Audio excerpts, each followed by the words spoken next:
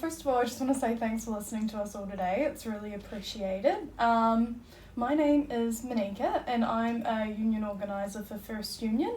I represent retail workers in Christchurch, and prior to that I worked for Unite Union representing fast food workers.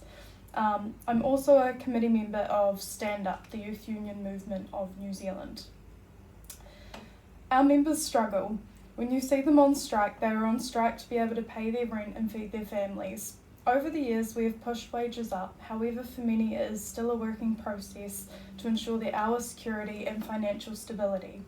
I give this introduction to show to you the type of people, and I will use our membership base as an example, that will be severely impacted by climate change.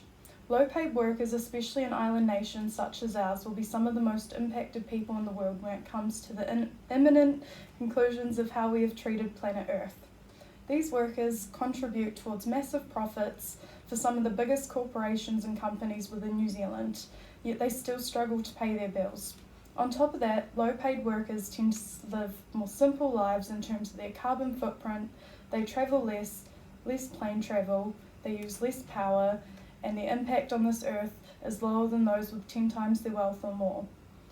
Things like petrol are ever increasing in price, and with things such as the fuel tax in Auckland, we have more costs being inflicted on the lowest paid workers in New Zealand. Travel to work is not an optional thing for working people. So if there is tax on this type of travel, then it should be the employers impacted, not working people. Why should workers be burdened with extra costs when the dairy industry, which causes half of New Zealand's emissions, continues to be virtually exempt? So we have this situation where low-paid workers contribute the least to this problem that as a world we are not doing enough to solve.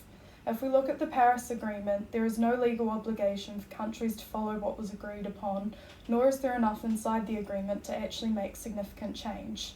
That's why it's so important and why we really need to make progressive change on our own accord.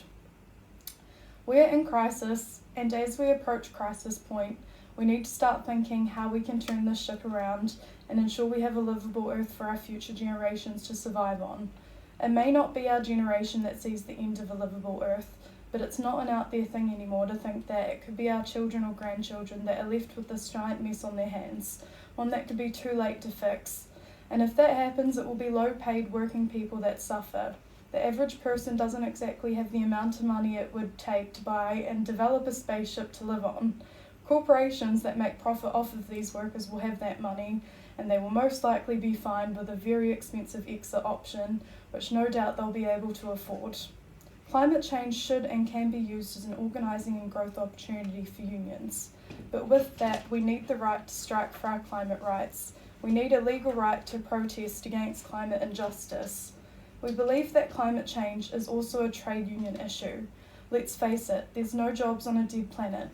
The term just transition has been adopted by International Trade Union Congress, and they have created strategy around creating positive change and have asked other unions to consider their framework by mobilising to ensure ambitious commitments from our governments, to engage in social dialogue on a national level, and in workplaces to secure just transition measures, and lastly to organise workers into green jobs to ensure decent work and union growth.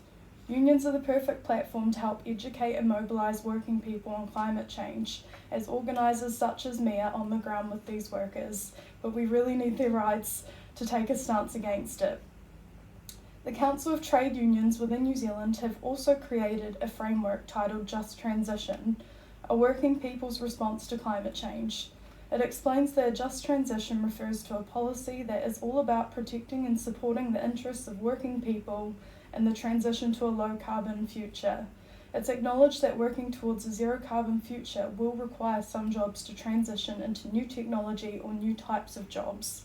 The CTU in New Zealand states that no one should be left behind as their jobs are affected by large-scale change. I urge you as a committee to ensure this act is strong enough to support our working class people and that will actually make significant change. As it is now, I worry it's not enough. We need a just transition.